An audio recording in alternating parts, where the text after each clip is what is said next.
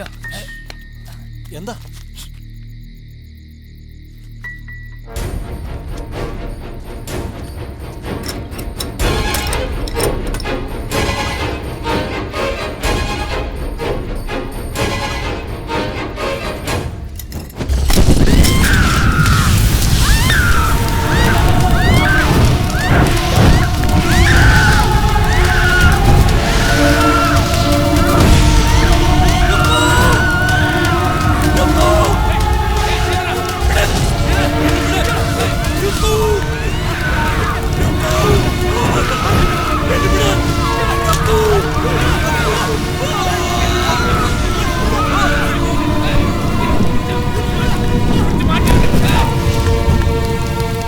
മനസ്സിലുള്ള പ്രതികാരാഗ്നിയുടെ ചൂടിന് നിന്റെ ഈ ഹോമാഗ്നിയേക്കാൾ ശക്തിയുണ്ട്.